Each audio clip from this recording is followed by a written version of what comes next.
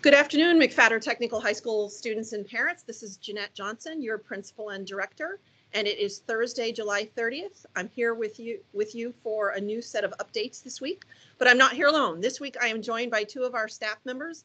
This is a team effort as we're all working together to get ready for the start of the school.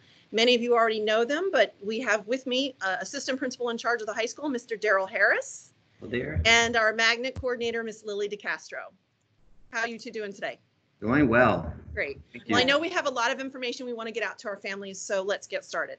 Students and parents, as I told you last week, the school board did decide that the school year, when it begins on August 19th, will initially begin online only for all students.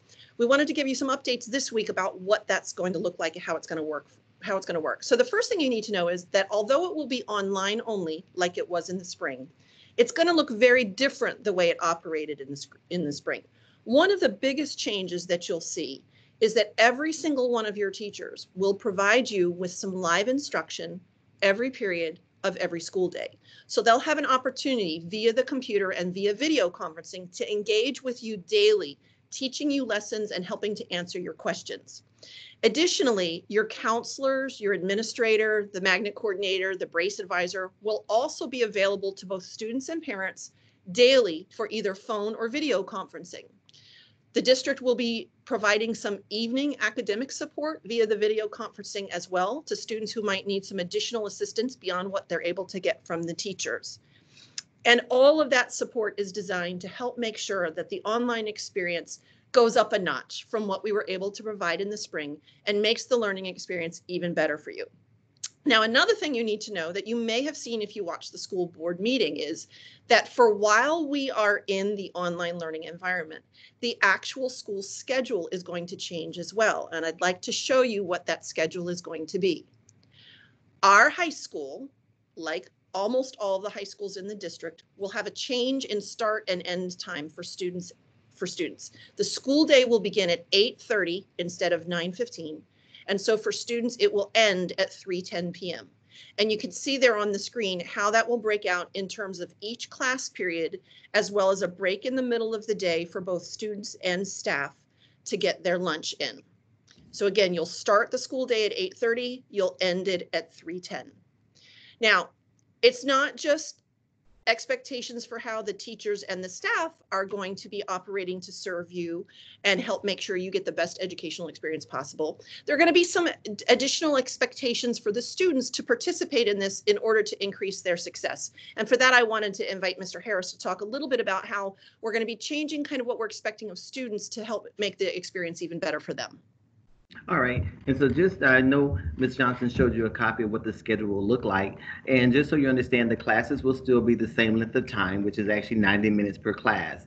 And that doesn't mean that you'll actually be sitting in front of the computer for the entire 90 minutes. Some of this, you'll definitely have engagement each period with your class, with your instructor, but there may be some small group activities that are taking place offline or within small groups in Microsoft Teams, but you will have some actual rigorous activities that you will be doing on a daily basis in all of your classes. So it is important that you understand that we want to make sure that you're engaged, that you feel like the lessons that you receive on a daily basis are very important. And also our teachers are receiving additional training and development to make sure that we prepare and deliver the best instruction possible so you can feel that you're getting the best at McFatter, because we know we have the best students and we want to give you the best that we can, okay? And just so you know, there's another thing that's important. Although we will be doing virtual learning, we still have a dress code. So you have to remember, when you come on screen, you can't be in your pajamas, dressed like you would normally come to school. So because there will be some occasions where your teacher will be able to see you. So we'll make sure you're looking like you are in school. Okay, so that's another thing. And you want to go back to Ms. Johnson and. Well, I also know there's probably going to be a change. The district is still talking about this, but there's probably going to be a change in how students are counted in attendance. Yes. So can you talk a little bit about that? It used to be that as long as you logged into Canvas Online before midnight, you got counted as in attendance, and they're talking about changing that. Could you explain that for a moment? Yes, absolutely. All right, so one of the ways we're going to measure your attendance is you're actually going to have to log into the computer and make sure that the teacher will actually be able to see you. And like I said, we won't require you to be for the whole 90 minutes per class period, but there will be activities, assignments that will be due. So based on your involvement, showing up to class each period, you will get credit for attendance. And just remember, the attendance policy is the same. If for some reason you cannot attend that day, you must call in your attendance, or your parents actually will need to call in your attendance the day of, and it must be within 2 days of the absence for any corrections to be made. So make sure attendance is very important. And for those of you students that are returning, last year we had a really good attendance overall, even in our virtual learning from all of our students. So we expect the same this upcoming school year. Great. And I will say that whole attendance policy is still something that the board is still looking at. They haven't voted on it yet. And they do realize that in this environment, there may be days where on an occasional basis, a student may not be able to log in live to access the contact with the teacher, but might still get their work done. And they're working out ways to have that count as attendance for students as well. But it's definitely going to require more day-to-day engagement and connection between the student and the teacher. That's definitely what's most important here. Now, on that subject, I'm sure the students are curious about who their teachers and what their subjects are going to be for the first term. So Ms. deCastro has been working diligently all summer to get the students' schedules done. Can you tell us a little bit about that? Absolutely. All schedules are in the computer at this time, and they are ready to go as soon as the district makes them available. And some students have indicated to me that they were able to see schedules 2 days ago, and now they can't. The district has not notified us where we will find the schedules definitely, but little birdies have said that if you download the BCPS app onto your phone, which is something you have to subscribe to as well, you might be able to see it there when it becomes available again. Virtual Counselor is the other place that historically students have been able to see their schedules. But hang in there for a few more days. Once everything is finalized from the district level, we will get those. You will be able to see them, but I promise you they're in the computer and we're ready for you all year long. Great. So, and a reminder, especially to our brand new students, since we're on a 4x4 block schedule, your fall schedule will only be 4 classes, even though you're going to get 8 for the year. That often throws people when they first start with us. So we've talked about how school is going to start on the 19th, how it's going to look different on a day-to-day basis in terms of how students engage with their teachers, how you're going to get those schedules. The other piece that needs to happen is we have to be able to put certain materials, supplies, and equipment in your hands so you can participate in your classes. So I know we've been working on developing a schedule for that. And Mr. Harris, I know you have some information about that. Okay, thank you. Yeah, we will actually have 2 days for our students to come in and pick up particular things, and those things are laptops, textbooks, and also, as Mrs. Johnson mentioned, specific handouts that teachers may have for you to put actually in your hand to work on and to process during the lesson. Now, let me just go. On the 13th, we will have 2 time frames. We will take the 10th and the 12th graders on the 13th. From 8:30 a.m. until 11:30 a.m., the 10th graders will come on campus. They will come into the west parking lot. That's off Nova Drive to pick up any of your supplies, laptops, textbooks, any things that you would have to pick up from 8:30 until 11:30 a.m. for 10th graders, and for 12th graders between 12:30 p.m. and 3:30 p.m. Okay, so it's 8:30 to 11 for 10th graders, 12:30 to 3:30 p.m. for 12th graders. That's on the 13th of August.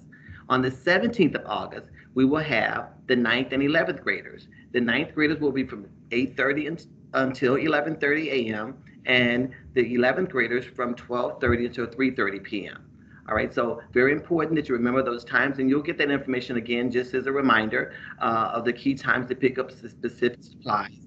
And we know that many of you already have laptops that we did not ask you to return from last school year. Our 8th graders should have kept their laptops from their middle schools that they came from, but if you're in need of one, we will make sure that they are available for you, okay? Great. And remind me, this is going to be a little bit different in the spring. In the spring, the only students who had to come on campus were students who needed a laptop. But during this time frame, we're really going to need every student, because every student's going to have something. Even if it's not a laptop, they'll have textbooks or other materials or supplies, as well as the agenda books we've got for every student. So we do need every student to show up for this pickup, correct? Correct. That is correct, Ms. Johnson. Great. Mr. Harris mentioned that the second pickup day is August 17th. I mentioned on last week's message that the 17th is also an important day for all of you because it is our new student orientation and our open house. We have a few more details about that in terms of specifics and times, and I'm going to ask Ms. deCastro to talk about that. I'm excited. This is one of my favorite events of the year because this is where I get to meet all of the new students and get to see the parents that we've known for so many years. We're doing it differently this year because we are combining both for parents and families who are new to McFatter or returning to McFatter with new students, because we have some families that are coming. We will begin the event on the 17th at 6 p.m. and we will send you a Teams link to be able to access that meeting. Any student who is new to McFatter, we want to ask you to go in and make sure that you can gain access about a week before, which would be the end of next week, so that you can ask for help if you do need help. And then for anyone who's returning to McFatter and those new parents would remain on the call, you'll have an opportunity to experience a no gym included version of our orientation. And from there, you'll get a breakout session where you can go and meet all your teachers for your students. But unlike our normal parent back to school night orientation, this will involve students as well, because we need the students to log into their Teams account so that the parents can have access at this time. There will be an update for all people who would attend the meeting, which will be all 600 families. So we really look forward to that, and we will get you information as soon as we've worked out the final logistics on that. Great. My lights went off in my office because if I don't move it often enough, I get into the dark. So sorry about that, everybody. Ms. deCastro, you mentioned you wanted students, especially the new students, to go ahead and make sure that they can get access so that when we send out the Teams link, they'll be able to use it. If they have trouble, who should they contact or how should they get in touch with us for assistance? The easiest way for new students would be to email me. You all have received at least one email from lillie.decastro@browardschools.com. Just click on any of those email messages and I will get back to you or get you directed to the person who can help you. Perfect. Thank you so much. And I think that's it in terms of updates for this week. Mr. Harris, Ms. deCastro, did we have anything else we wanted to let the families know at this time? I just want to mention one thing, Ms. Johnson, and just all of our students, just so you understand that we are here to support you. And I know that this is a different environment for all of us to provide learning and instruction in. And our National Honor Society will be available to provide tutoring for our students. And we're going to try to secure as many services as possible to make sure you have everything you need to be successful here at McFatter. Okay? Absolutely. We say every year that once students come to us, you are ours, and we want to support you the same way we would support our own children. That doesn't change just because we're going to be in this different environment. We're excited about how we're going to start the school year. It's not the way anyone wanted. All three of us are like the entire staff. We wish we could see you face to face, but in the absence of that, we're going to make this experience the best it can to help every single one of our students. So for now, mark the dates you've heard us talk about, the 13th and the 17th for pickup for various materials, textbooks, laptops, etc. The evening of the 17th for the new student orientation and open house, and of course, August 19th for the first day of school. We'll be back next week with the next update. Until then, have a great week. Take care. Bye-bye. Thank you.